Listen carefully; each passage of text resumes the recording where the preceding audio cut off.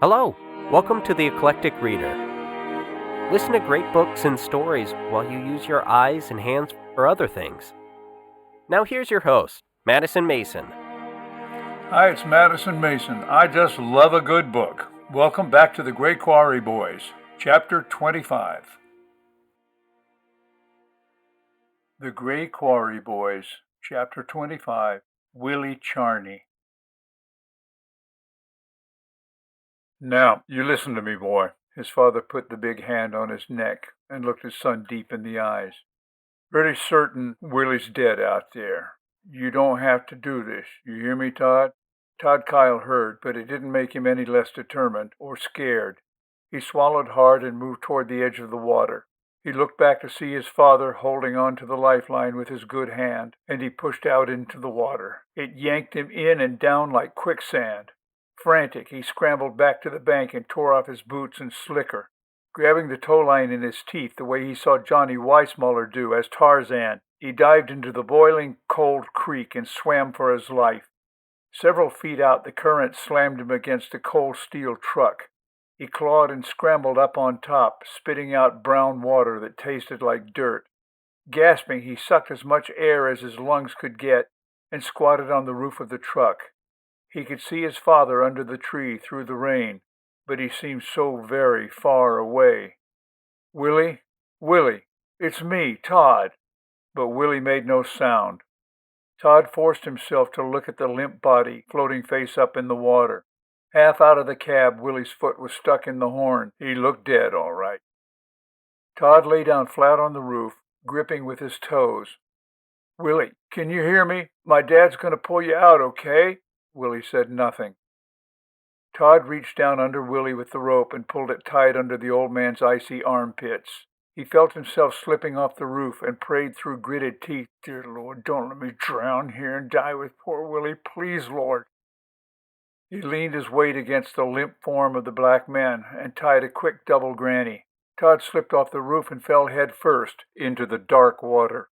Willy's body floated out the window and his foot came loose from the horn. Silence rang through the night with an eerie presence.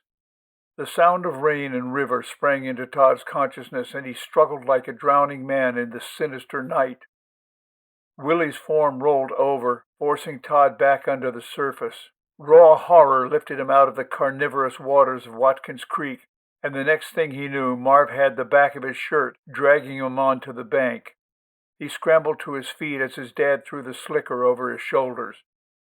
"That was good, son. I'm proud of you," was all his father said. It was enough.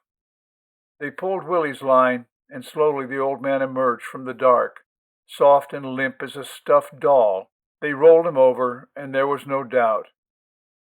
Todd was horrified by the mechanical stare of Willy's blank eyes as they gazed into his.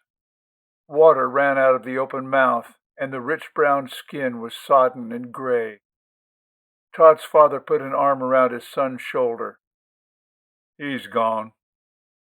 For the first time in his life, Todd saw a real dead human. Worse, a dead friend. Todd fought his tears, but they stung his eyes and nose, and he had to let them go. "I know how you feel, son. You wind up the ropes, and I'll wrap him up. Don't look at him no more if you can help it." Todd untied Willy and set about coiling the ropes while his father rolled the corpse in his slicker and tried to hoist Willy's body over his shoulder. With one arm it was impossible. Willy was nothing but limp, dead weight. "You better help me stand him up. Then I can get under him," Marv Kyle muttered. Todd helped haul Willy into a semi-standing position. He was amazed at how heavy Willy was, without any muscle tension. He knew then what it meant to be drained of life, and Todd felt the death creeping over him, contagious and colder than the rain. He shivered, death on his skin and in his nostrils. But his father hefted the cold corpse onto his shoulder as if it were no more than a sack of grain for his cows. They started up the road to the house as the truck slipped under the hungry water, and the light vanished, leaving only the wet darkness. Todd felt death slide into his own body and crouched for a moment, uninvited, as though trying him on for size. He knew it then, visceral and chill, closer than he ever realized, and the feeling made him dizzy. Death wanted him. He shook his head and his whole body to throw it off as best he could, and turned his concern to his father. But Marv's mind was on his purpose. Nothing could slow or stop him until he reached the farm. No matter the pain, how heavy the burden, he slogged on. Both did, father and son, soaked and cold, with poor Willy bobbing lifeless in the darkness. At the farm, Marv walked past the house and down to the barn. Todd slid the big door open and they snapped on the lights. The cows smelled the dead man and started bawling, their soft black eyes wide with wonder. Marv turned and grimaced. Empty out the deep freeze and put whatever will fit into the one on the back porch. Tell your mama to put on some coffee. What are you going to do, Daddy? Todd wondered, already suspecting what was going on. No one can get across that bridge to get Willy's body until the water goes down. And Lord knows when that'll be, son. He'll start getting nasty if he's left out. Go on now. Just do what I say. His father collapsed slowly back onto a bale of alfalfa. Todd started pulling steaks, roasts, racks of venison, frozen vegetables, all the winter stores out of the freezer. He spread out his slicker on the wheelbarrow, piled the frozen food on it, and headed for the house, yelling for his mother, who came running to the kitchen door. Mom, open the door. Let me in. What in the world? Becky Kyle stared. You're soaked and freezing, Todd. Where's Daddy? He's down yonder in the barn, stuffing Willy in the deep freeze, Todd puffed. He said, put this food in the one up here if it'll fit. And put on some coffee, he said. Oh, my Lord, the deep freeze, she gasped. Well, I guess that makes sense. Oh, poor Willy. He drowned, Mom. I never saw a real live dead person before. You should see Watkins Creek, Mom. It's a big old river. I swear. I think Dad got hurt bad, maybe broke something, I don't know. What? Becky's eyes went wide. He's okay, but he's in a lot of... Todd didn't get to finish. Becky pulled her sweater tight around her shoulders and hurried out into the rain. She slipped and caught herself twice on the way to the barn. When she ran into the light, she stopped dead as Marv rose from the prostrate form. He had closed the eyes and held them until they stayed. Becky braced herself and approached her husband. You all right, honey? Todd said, I'm okay.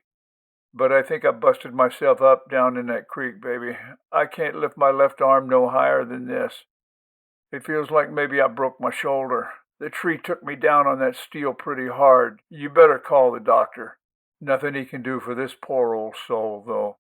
Becky looked at the remains of the old man for the first time and began to cry quietly. He was a fine old fella. Bad way to go. He pulled the slicker over Willy. We better keep him on ice until the doctor can get here and make out a death certificate. I could use some coffee if you would, and maybe some aspirin. Becky shook her head to clear it. She was an intelligent woman and controlled, a woman to depend on in a crisis. Many nights she had been up until dawn birthing a difficult calf with her husband, then gone on to her daily chores where a lesser person would have taken to bed. I'll call Sheriff Tuttle and let him know what's happened. I'll try to get the doctor out here right away. But if the creek's that way... Are you bleeding? You don't seem to be. No, I think I'm just busted up inside, either my back or my shoulder. Hell, I don't know. Damn it anyway. This would have to happen now. Well, he paused and stopped himself from complaining. Listen, baby, you want to help me pack this poor old guy on ice? I ain't no good with one hand. I hate to ask you, but can you help me lift him in? Her eyes said no, but she tightened her lips and nodded assent. Willy was a hungry dirt farmer and never a heavy man. Marv took the shoulders and Becky the knees, and together they loaded Willy into the huge Amana deep freeze. They had to bend his knees a little to fit, but the top closed all right. In 2 hours or so, the old sharecropper would be preserved solid and safe for however long it took the authorities to come. Becky put her large arm around her husband's good shoulder and, turning out the lights, shut the barn, heading him for the house. Todd met them halfway, his eyes eager. It all fit, Daddy. You ready to put the body away? "It's done, son," was Marv's pained reply. "Oh," Todd's expression sank. "Can I see?" "Todd," his mother's recrimination was not so stern as amused, but she meant business. "You stay away from there." "Oh, Mom." Todd was clearly disappointed, but he couldn't wait to tell the guys. He wished they could see. Later, in the warmth of the house, Marv sat at the kitchen table, his shirt off. Something was definitely broken. His shoulder was off center, and his arm hung at a weird angle. His breathing was pained and shallow as he forced himself to concentrate on the steam rising from the mug in his good hand. "I see. Well, call us as soon as you hear from him. Heaven knows we'll be here. Please keep trying. Marv's in a lot of pain." "All right, I'll tell him." Becky hung up and shook her head as she sat next to her husband. "That was Ed Bratcher, the deputy. He said Sheriff Tuttle's out in the town somewhere and there's no way they can get out here tonight.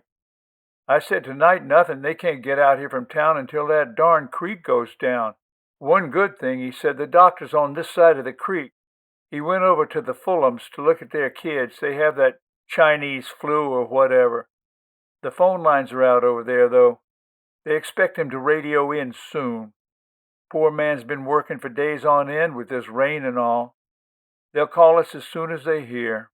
She looked at his shoulder with compassion. "Honey, why don't you try lying down for a little while?